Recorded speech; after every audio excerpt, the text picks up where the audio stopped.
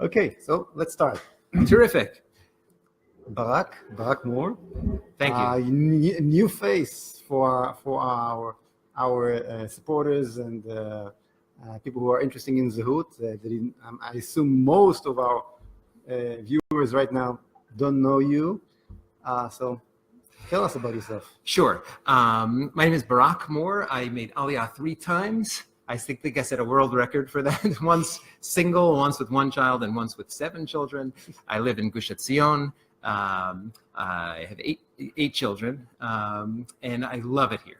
I say that because I'm a little worried that I'm going to cause people to make yirida when we talk today, because the country is definitely a cup that's half full. So we could talk about how half full it is, or we could talk about half empty it is. Okay, and I don't want anybody to think that when we talk about how the cup is half empty, that we're telling you to in any way not to love it as much as. I would say that the land of Israel is totally full. The state of Israel is half full. Okay, what is exciting here, what is exciting about what we're going to present tonight, hopefully, is how the cup can really be much more full.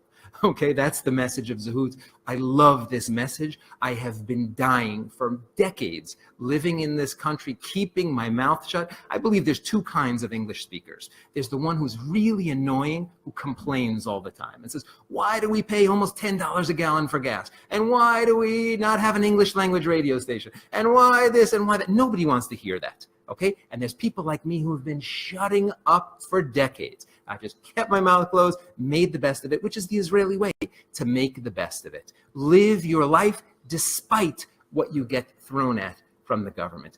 But what we people need to see is that what could be here, just with what we know, could be amazing. It could be fantastic. We have, and I believe that's what the Zehut plan is, and what I think that I can do. Just in terms of introducing myself, I have spent 0 time in politics, 0 days, 0 weeks, 0 months, 0 years. Okay, I have 0 experience in politics. But what I do is I'm a private tutor. I teach. I've been teaching for over 30 years, and I can explain things to people so that they get it. I can take somebody who hates math and turn them into somebody who loves math in 1 session.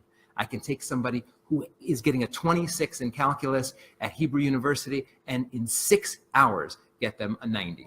And what I can do, and thank God I have just gotten to meet some of the most amazing people in the world, you being one of them, that some of the leaders in politics in the United States and in Israel, some of the best. I've worked with a world champion here in Israel. I've worked with professional and amateur athletes, and I've just worked with some of the most interesting and just incredible people. I've worked with Nobel laureates. I've worked with leaders in business and academia, and what I've never thought of before is the same thing that we can do to take a person from this point, from failing to an A, to succeeding in 1 session, maybe 2. We can do the same thing with a country. And the country, ironically, is a lot easier, because all we have to do, as George Costanza figured out one time on the Seinfeld show, is just do the opposite of what you think you should do, and everything will work out great. So much of what Israeli politicians do, and politicians all over the world, is the opposite of what will help. How many years? I'll just give you one example. How many years have they been talking about the periphery, helping the periphery, solving the problems of the periphery? We're going to send in more government to make the periphery better. How many have you ever heard of a time, probably before the periphery was invented, they were talking about making the periphery better? They invented the periphery in order for them to rule. Now this is a statement which I just said, that average Israeli will not understand. What are you talking about? There's a problem in the periphery, and we're trying to solve it. No one realized that it's the state or the involvement of the state that created the problem. We're talking English now. We're talking to the Anglos in Israel. They're English speakers is what I call them. English speakers. They're basically 2 kind of people in Israel that hop it very fast, understand the message of Zehut very fast. It's the English speakers and the Russian speakers. Why? When the English speakers go down of the airplane, they smell something is missing, which calls Freedom. freedom. They know what to long for. Okay, when the Russians come, they know what to escape from. Okay, but the bottom line, I think the key word is freedom. It's freedom. Freedom of choice, freedom of economy, freedom of thinking. I'm free to think by myself, for myself. The atmosphere in Israel is very closed. Can somebody really tell us what's the difference between, for example, the two-state solution of the Likud and two-state solution of labor, or even what Bennett is talking about, which is basically exactly the same. I mean, what's the difference between autonomy plus and a state minus? The autonomy plus of Bennett and the state and the Palestinian state minus of Netanyahu. You have so-called democracy in Israel. You have the freedom of choice, but you have only one opinion to choose. Right. What I think is maddening to somebody who comes from an English-speaking country, let's say America, that's where I came from, so I'm going to be America-centric a bit for the moment. You come here and there's something wrong with paying almost $10 a gallon for gas. And then the money that you spend gets taken by the government and sent to terrorists. It gets sent to Hamas. It gets sent to terrorists from the Palestinian Authority. This is the money that they're taking from me, and they're sending. There is, I think it was Thomas Jefferson who said that there is nothing worse that you can do to a person than to take his money and force him to spend it on something he believes is immoral. And I love so many things about Israel. I love the ballet. I love yeshivas. I love films. I love movies. But to take my money and to spend it on those things ruins all the fun. It really does ruin all the fun. And maybe somebody else, maybe the Europeans, maybe somebody else really loves Hamas. And let them give money to Hamas. Why do I need to give money to Hamas? This, what you just spoke about, is the small change. The big money is when the politicians in Israel, and that's the system, that's the way it works, takes your money and create for me a job that no one needs. And then I'm working for them. I'll get all my family and all my relatives to vote for them.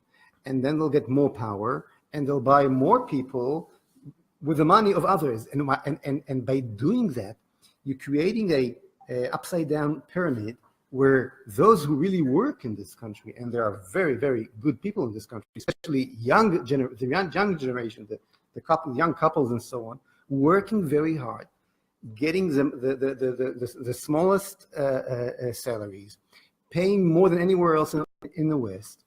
Why? Because about a third of the Israelis are working for the government, believe it or not.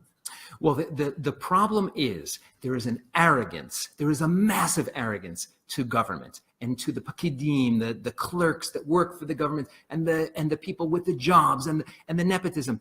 They believe we can keep putting all of this stuff on the backs of the productive, creative, talented people, and they're just going to take it. But the Jew is very, very, very, very clever. And the Jew is the world expert at voting with his feet to leave and to get out of places that are going to put these burdens on his back. And what happens is then the 1/3 starts to disappear. Where did my kids go? Where did all these creative people go? Where did these startup nation entrepreneurs go? The first thing that just about every startup nation star does when they make it big is they leave. Do you know where they leave to? Silicon Valley, I guess. Silicon Valley, almost. Yeah. There's actually 50 states to choose from in the United States. Almost every single startup success goes to one state. I'd love to see in the comments if anybody knows this piece of information. They all go to the smallest state in the entire United States. That state is Delaware. Yeah. Any idea why they go to Delaware? No. It's the place that puts the least stuff on your back. Israelis know these are people who've sold out for $1 billion sometimes, or $500 million. They have smart lawyers and they say, go to Delaware. Sometimes it's Nevada, but I think it's mostly Delaware, that they know where to go. The older Jewish people in the United States, there's no law that says that older people need to go to Florida. Just Florida has no income tax. So that retired people go to Florida because there's no income tax. Jews are world experts at voting with their feet. Also and Israelis. And Israelis leave the country just about every year. But they say there's about 1 million Israelis in Miami. And on one hand, Israeli success is a success, including economical success. You cannot deny the fact that Israel developed 10 times in the last 30 years. But you know what?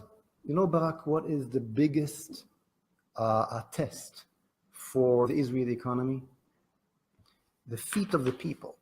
Exactly. Where all the waves of Aliyah came from in the 50s, in the 70s, in the 90s. Where did they came from? Did they came from a wave of Aliyah? I'm not talking about individuals who come out of ideology, like you, like my family. I'm talking about waves of Aliyah, 500,000 Jews coming at the same time. I counted 3 times. But. Okay. Did you see any wave of Aliyah from the United States of America, or from England, or Western Europe, or Canada, or Australia, from the West, from the free countries? Nada. Nothing. The big waves of Aliyah came to Israel only from countries like the Arab countries and the Eastern Europe countries and the Russian countries. So from countries where the economy is centralized and less free than Israel. So basically, the fact that Jews do not come in big sums to Israel from the free countries is the proof of the failure of the Israeli economy. And when you're not making a free economy, you lose Zionism. You lose the reason why we created this state. So the big word that I teach my students is the word yet. Okay? We are not yet there. But all we have to do is turn the dial just slightly, and we'll get more people from English-speaking countries coming on Aliyah. We'll get fewer Israelis going in Yerida. And here's another big thing, is that the Israeli who lives here leaves the country basically on average every year. So people will stop leaving so much, and they will be voting with their feet to stay. And not only to stay, but bringing their resources, bringing their companies, bringing their talents, bringing their expertise. Okay? And what we're going to get is going to be so much bigger than any other country that's turned the dial towards freedom, because here we can turn the dial, and that will bring in Jews and stop Jews from leaving. Now, the first thing I wanted to talk about was really the burning question. The idea of the 80% that came from me. So we got to talk about the elephant in the room. So how do you think? Okay, I think this is hopefully what some people in the audience are thinking. How do you think? What's the chutzpah that you think that 80% of English speakers are going to vote Zehut? So here's the plan. Here's the strategy. Here's the thing that hopefully everybody is kind of wondering about or waiting for. So here's the way it's going to go. Okay, we believe that it's so hard sometimes to convince an Israeli that, well, we're going to make this place so great. We're going to make ballet so much better by taking money from the government out of ballet. So that's a counterintuitive concept. Right. How can you have ballet if there's no government money? Or take 2 almost identical industries. There's the film industry in Israel. I don't know how many Israeli films you've seen, but we can look at your face and you can show us by your face what you think of Israeli films.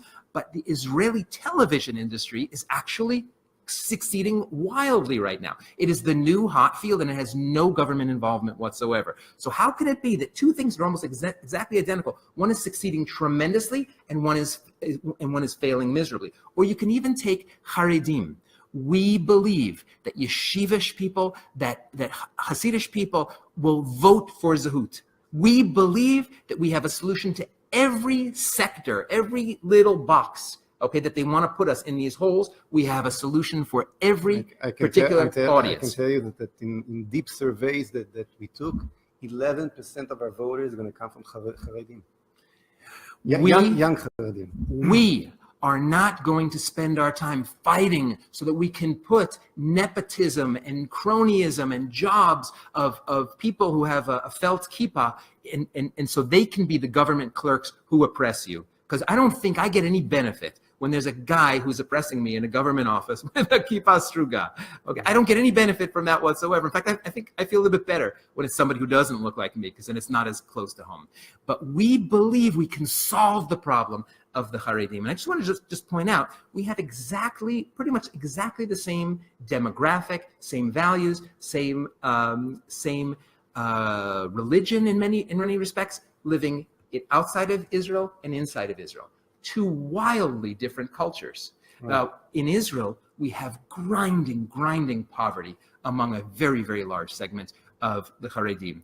And the truth is that the Haredi parties are fighting for the Haredim, but what have they done? What have they succeeded? As Dr. Phil likes to say, how's that working out for you? It's not changing.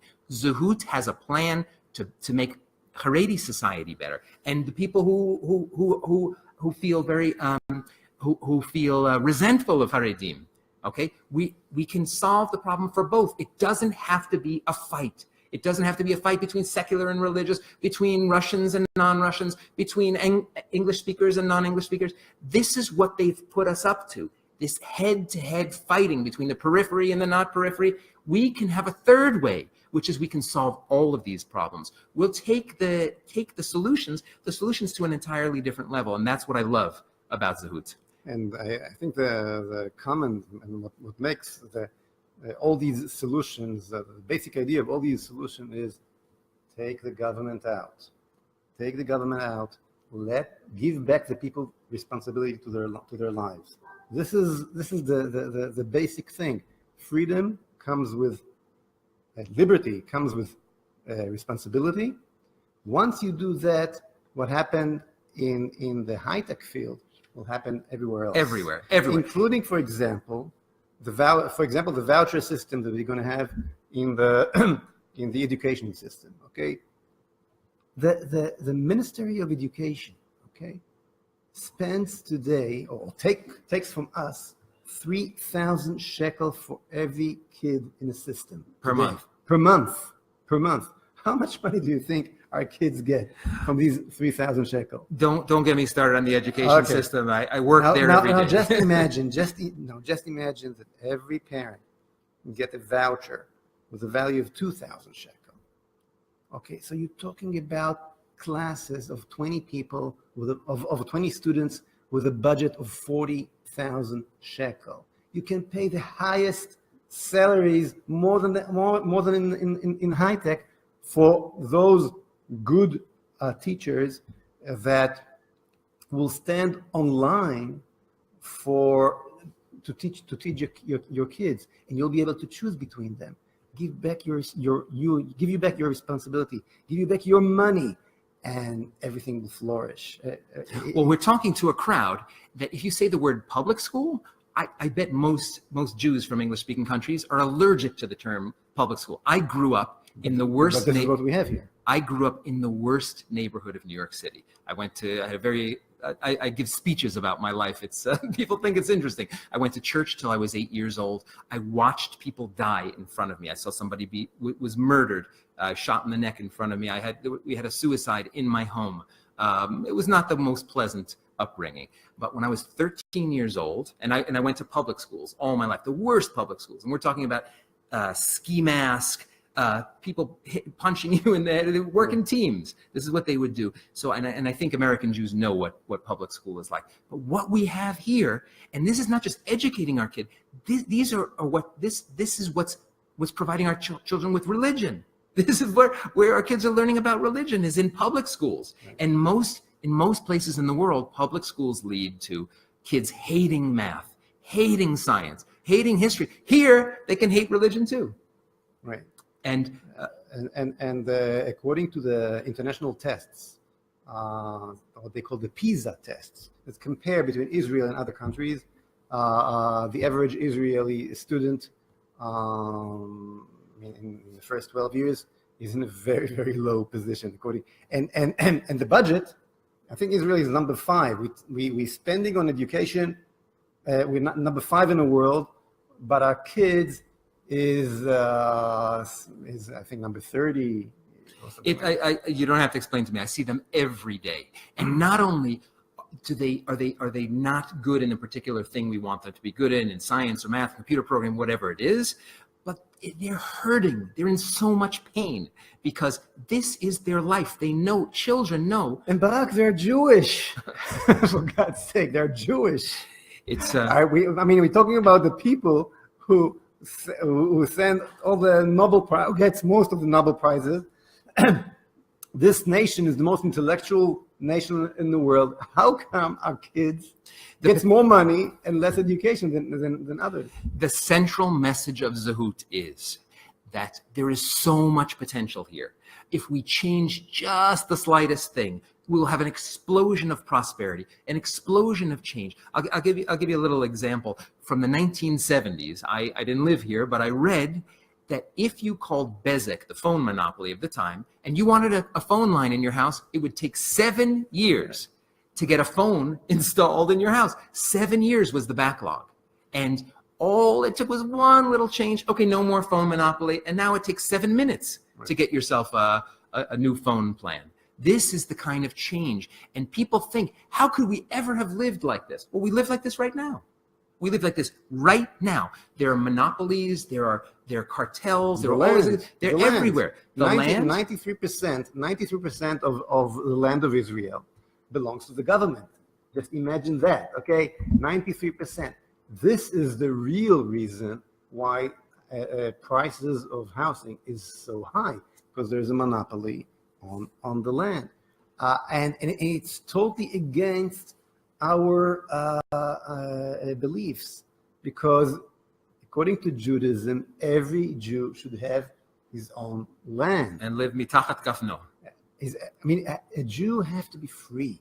By the way, I don't know how many of our viewers are religious, but if you don't have land, a Jew that lost his land, don't have to go to the temple 3 times a year, to Beit HaMikdash 3 times a year. You have to be free Jew in order to be a complete Jew, in order not to be a slave. If you're a slave, then you don't have to go.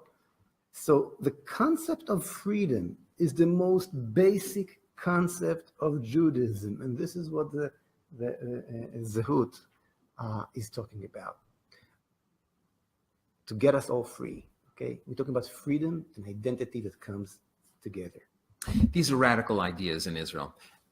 You talk about this. I used to take people on hitchhikes, take hitchhikers, and I used to practice my Hebrew by talking to them about freedom and how we can introduce all these ideas. And they would tell me, "Oh, but if you stopped having the government in religion, we wouldn't have any religion." And they've never seen a world where there's Rav Moshe Feiglin and there's the Lakewood Yeshiva, and there's plenty of religion going on of all kinds of different varieties. The Yeshiva University. Someone wrote to me on my Facebook page today, only the one who Ha'osek b'Torah, who learns Torah, is free. There's a term like that, and that is true. So I wrote him back, "You're right. Only one who Ha'osek b'Torah is free. But if the Torah is subsidized by the state, the Torah is not free. So how can you be free?" Now the Rosh Hashiva has to learn the Torah that the state wants him to learn. We had in my neighborhood in Gush Etzion, we had, I'll say an example where the cup is half full and the cup is half empty. We had Orot Etzion. I'll mention the name of the school. It's considered one of the best private schools. It's not a private school, and people don't realize this, who are English speakers, because they have to follow the government dictates, they have to spend on the salaries, and the principal of the school sent out an email to all the parents asking them, please lobby the Ministry of Education so that we can fire this one terrible, incompetent teacher. They sent out this email to all of the parents. It was a mind-boggling. At the same school, my daughter had a teacher by the name of Dr. Gershon Bar Kochva, who is a famous teacher. He's a famous history teacher. And for the exact same salary that this one teacher, who the principal was asking parents to lobby the Ministry of Education to fire him. He was getting the exact same salary, but he is famous, and people pay him money to go to their simchas, to give a speech, and he's brilliant. He's a genius. And guess what? My daughter wants to be a history professor. It's the same thing. It's the same thing. And I believe that the reason, if we want to wrap it all up, why do we think that eventually we'll get 80%? That's what we think. We've got incredible market share potential here, because we talk to Israelis, and this is why we need your help out there. We talk to Israelis and we say, we'll have better ballet, we'll have better films, we'll have better religion if we take the government money out of it and let you spend money on the ballet. Go to the ballet that you like. Go to the yeshiva that you like. Do what you like. You choose. You have your Zehut. Whatever you feel is, you want to have an 8-seater van. Whoa, get your 8-seater minivan. The fact that 1 million Israelis today left Israel and live today around the area of Miami, okay, they don't get money from the government for yeshivas over there in Miami, okay, Chabad and other. They don't get. Why do they run there? What do they get over there that they didn't get here? They don't get sal klita in Miami. They get only one thing. The government let you do whatever you want. Basically, they get their freedom. Once they get their freedom, they make a lot of money. They spend it on whatever they want. They get the education they want. They can live free there. We want that to be here in the land of Israel. I feel like this is an infomercial. I feel like we're selling. They'll come back. They'll come back. This is definitely an infomercial. We want your votes. We want everyone's vote. We want religious. We want non-religious. We want big, small. We want everyone. We want everyone's. We want everyone's vote. If there's something that you care about, Zehut has, I believe it has a solution for you. And we come from a country where these ideas are not radical. They're just plain old common sense. The security, this idea of peace through strength, okay? If we want to stop talking about pure economics, why do we want the economics so much? I didn't want to be a millionaire. I have 5 brothers and sisters who are essentially millionaires. I came to Israel, and I'm not kind of the black sheep of the family economically. But why do I care so much about economics? Because I love this country. And I have six boys who are going to be going into the army, and I want them to win, okay? And why it all wraps together is that when people are wealthy, when there's plenty of money, you get a situation where the economy is strong, and then we don't have to go to war. And if we do go to war, we win. The United States. Okay, great. So we're going to end the infomercial part, and we're going to go to some questions. What do we got here? I want to hear more about what you want to accomplish. This is from Aviva Ishai, and how you plan to accomplish those plans. Not about what's wrong with what we have now. Okay, thank you so much for reining us in, Aviva. Okay, Aviva. There are basically the Zehut platform explained it over 300 pages of the best platform. It's translated to Israel to English. You can read it, but I'll mention just 3 basic things that we have in our plans. The first thing, of course, is free economy. We have a way to really lower the prices of housing, to really lower the prices of merchandise, that young Israelis will not have to work so many hours, making less money, and then pay the most expensive money, more money than anyone else in the OECD, as they say. And the plan is very simple. Lower the taxes, flat taxation. It should not be the Israeli government who control the land anymore. Give the land to the people. Have it free. Basically, take out the involvement of the state in the economy. As more freedom that we're going to have in the economy, the economy will flourish. Can I just interject one thing there? Basically, Aviva, we're talking about 3 things. You're going to have more money at the end of the month. You're going to spend less on things, because we're gonna get things like Walmart here. You're gonna stop feeling like a criminal when you smuggle things in at Meches at the airport. Because there's no meches.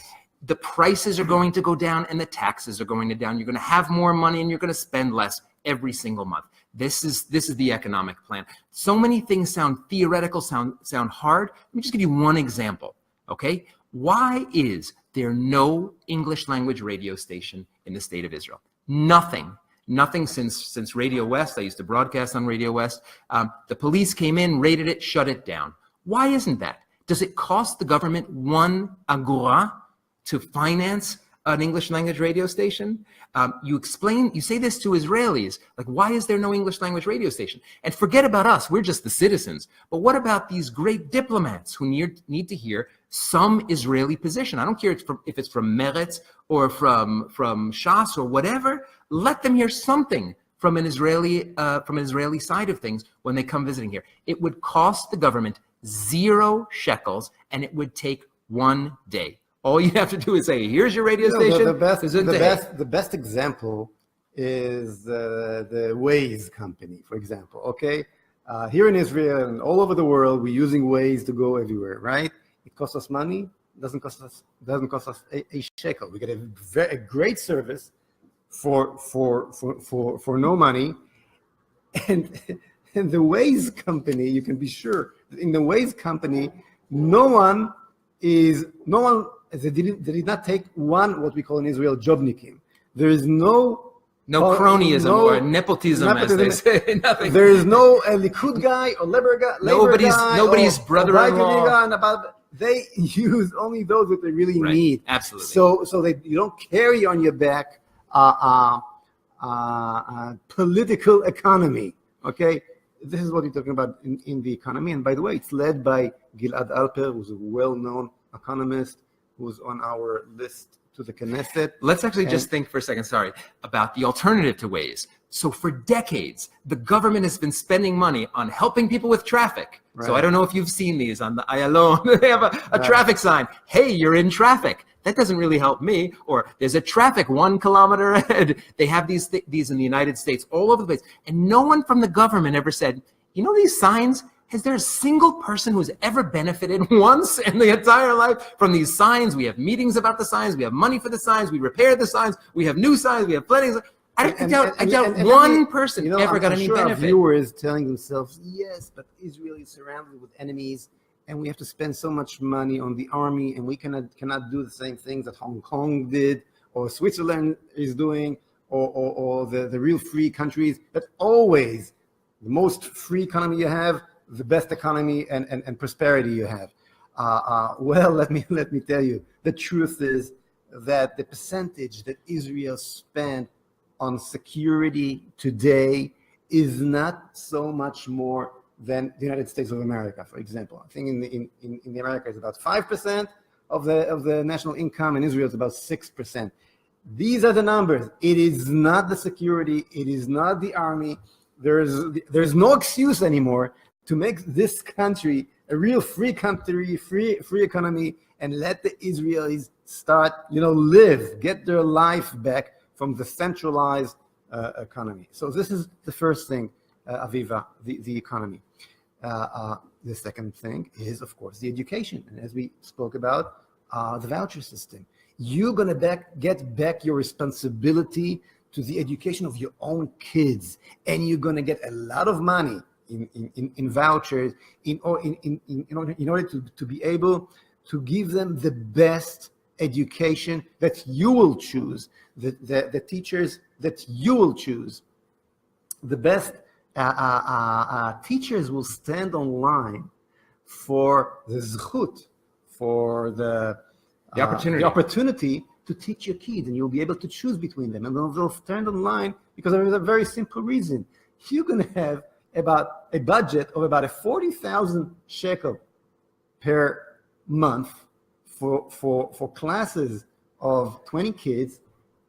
Just imagine, we're talking about salaries that are the highest in Israel, more than what the average high-tech worker is getting today in Israel.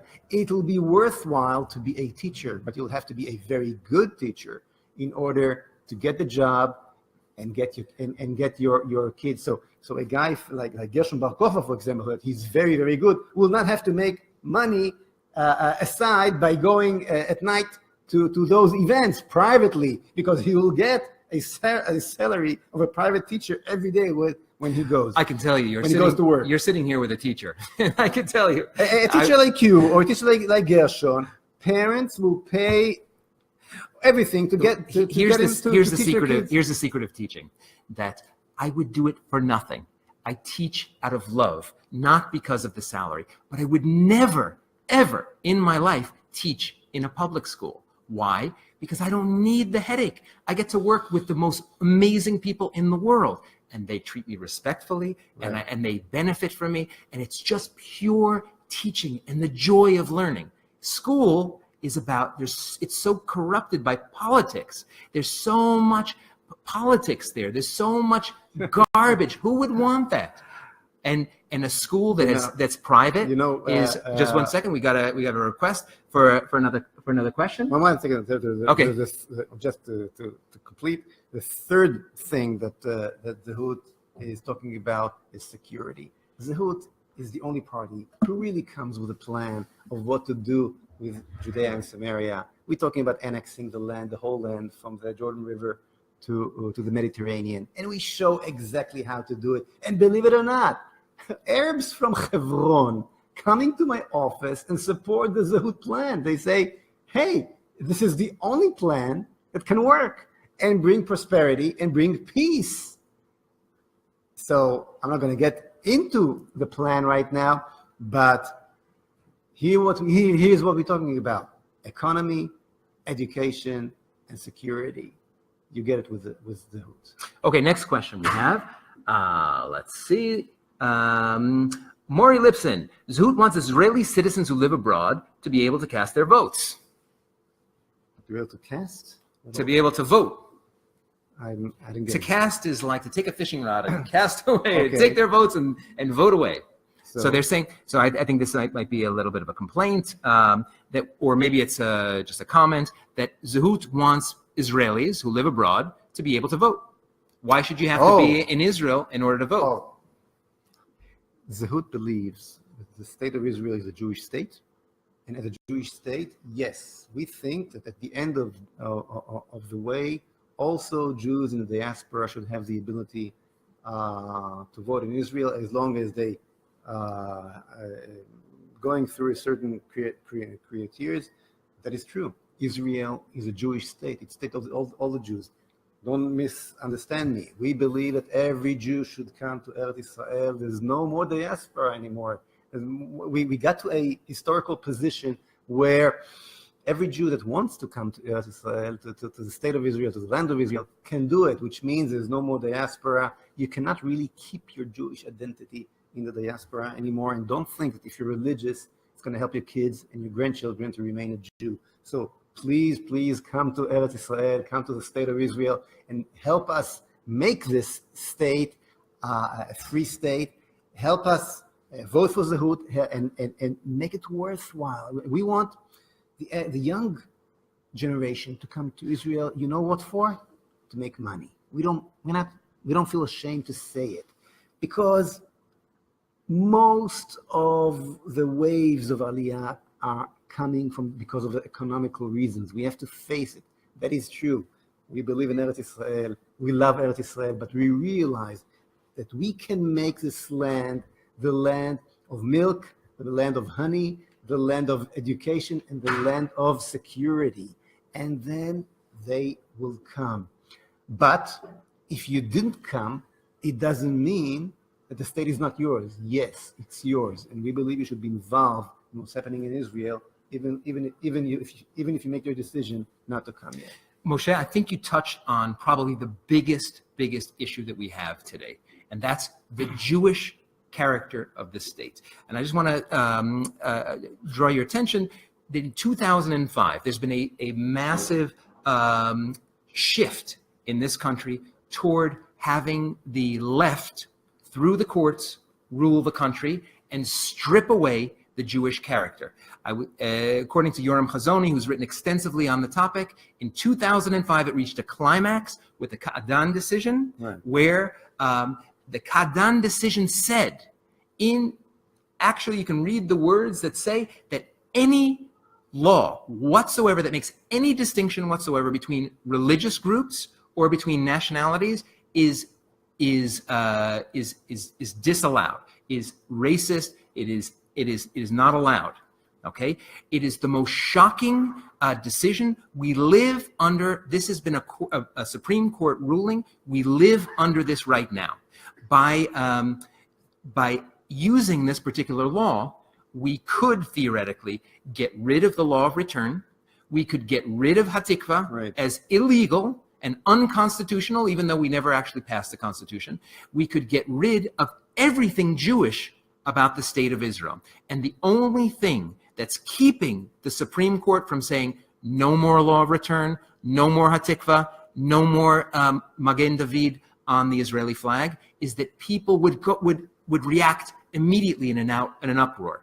Okay, but just because they haven't done that yet, they have the tools, the judicial tools it's not only the way, to implement the fact it. that They they wanted have, to. that they had the tool. It's done all the time, and I was sitting in Knesset and I saw how it's done slowly but surely.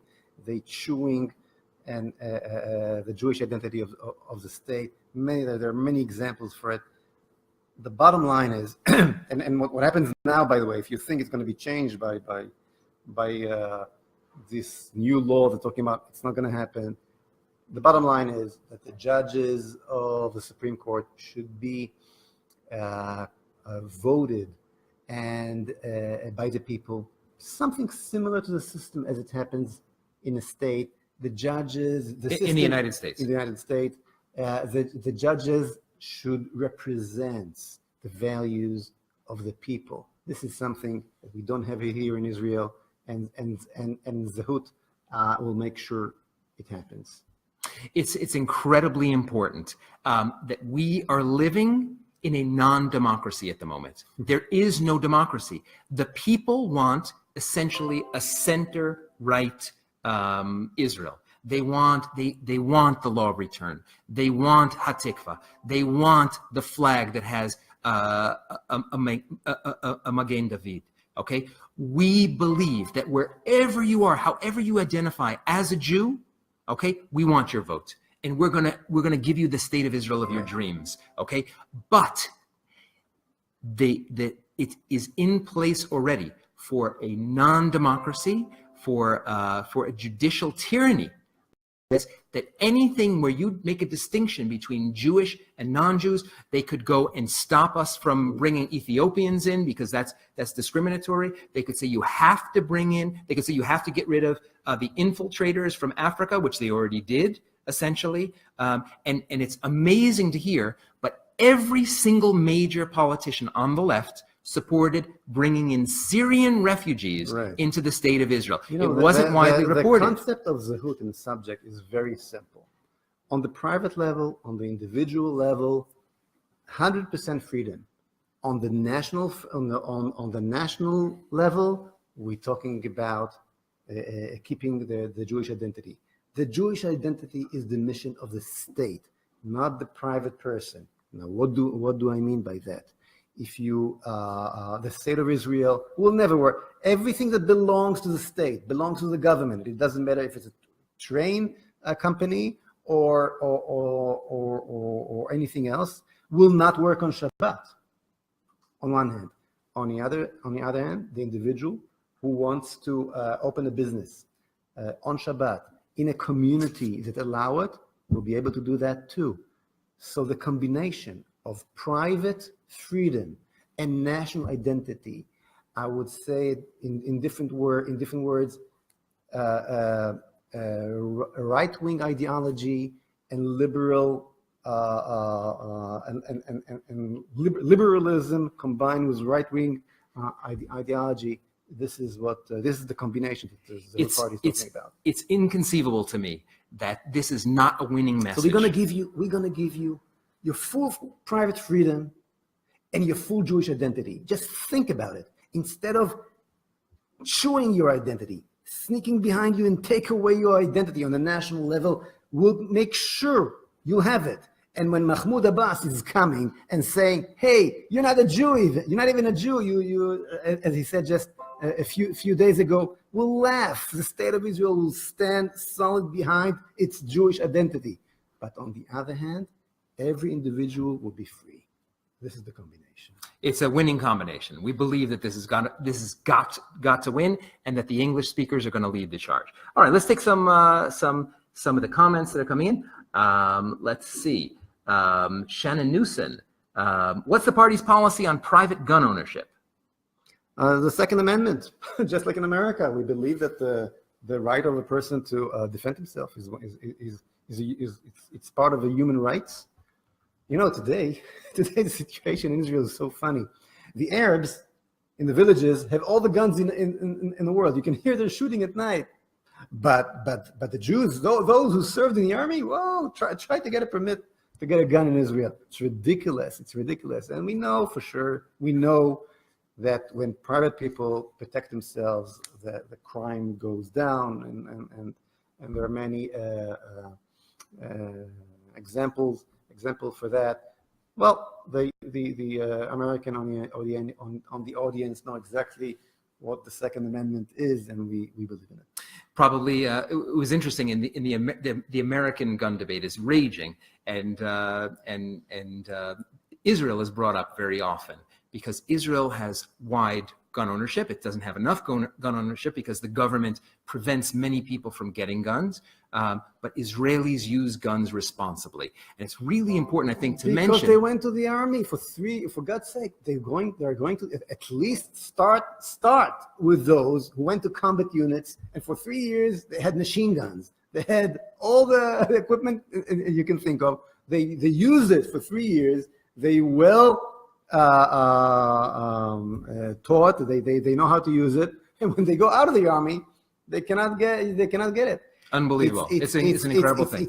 Maybe it's one of the symbols of a centralized government afraid of its citizens.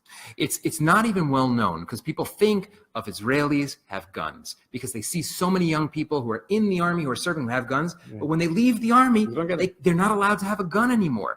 And as a result, Israelis are forced to defend themselves with selfie sticks and umbrellas and pizza pans. And it's the ridiculous thing. You have terrorist attacks like at Merkaz Harav Yeshiva, where the police couldn't get in, or let's not talk about why they didn't get in, but it was private people who got in, right? Private people who foiled some of the bulldozer attacks. I have two son-in-laws who served in very special units, combat units. Okay, they're the most elite units. They don't have guns. They leave the army. It's hard to believe. It's very hard to believe that we can't defend ourselves. Okay, more questions from the audience.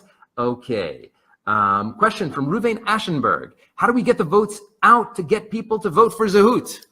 You know, Ruvain, I'm sure that if I will ask everybody who listens to us, if you were sure that Zehut is going to get 8, 9, 10 mandates, will you vote Zehut?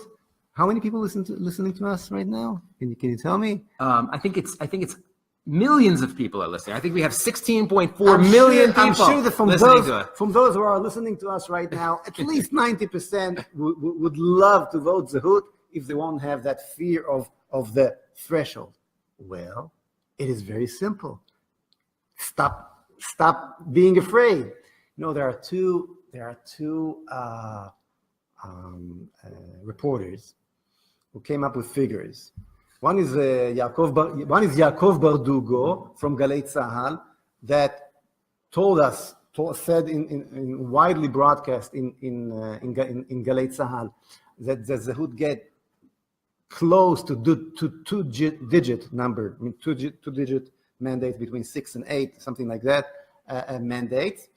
And the other one was, I think, Amit Segal, who said that Zehut is not passing the Achuz HaChasima. Well, it's on you to decide who you're gonna follow. Follow your dream that we just started to show you, or give up to the same system that will never come with the solutions, not with the economy, not with the education, not with security and defense and the way we deal with the Yehuda v'Shomron and Har HaBayit and all that. It's up to us. We're going to get these voters, and we're starting with you, with the Anglos. We're starting with you because you understand the concept of freedom. Get out there. Put signs of Zehut on your homes. Put stickers of Zehut on your cars. Get in contact with us through our website. Get me and other representatives of Zehut to come to parlor meetings that you'll organize in your neighborhood, between your friends, at work, and so on. That's the way to get It's a movement. It's a revolution. It's exciting. This country can be so amazing. And all it takes is just using what we already know. Everybody, you can put, I'll close with this. You can put countries on a graph. The Heritage Center, the Heritage Foundation in the United States does this. They put them on a graph, how much freedom and how much prosperity.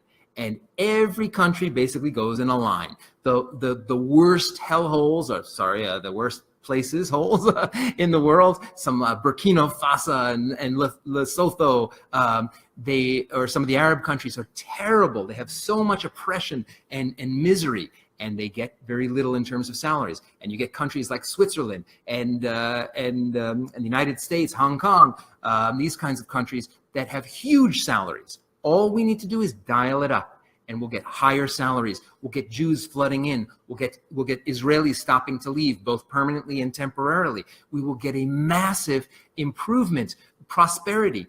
You'll be able to get an 8-seater minivan without having to pay huge taxes. You won't have to pay $10 a gallon when you go to the gas station. You won't face corruption when your young people want to get a driver's license. Israelis say, well, if you don't get 50 lessons from the government approved driving instructor, how will anybody learn to drive? You came from a country where people learn to drive without spending 4,000 shekels on a license. And when you have to spend 4,000 shekels, you know what people do instead of getting a license? They stand at trampiadas and they hitchhike, which I love picking up hitchhikers. I've picked up probably 10,000 hitchhikers, but it's crazy. It is crazy. And we live in a country where so much we're expected to just accept is crazy. I don't want my daughter in a hitchhike. I want her to get a driver's license. I don't want her to be prevented. I don't want her to face a monopoly when she wants to get her car repaired. We pay too much. We're taxed too much. We're mistreated. And Zehut is going to set you free. Did we lit your hope? Did I say it right? It was the most perfect English I've ever heard. Okay. We lit a fire. We want you to get out. I hope we did. Come stand with us. We're gonna make it. We really believe in this country. We believe in the land of Israel. We believe in the state of Israel, and and definitely those Anglos who knows what freedom is can help us and can do it with us. Thank you very much.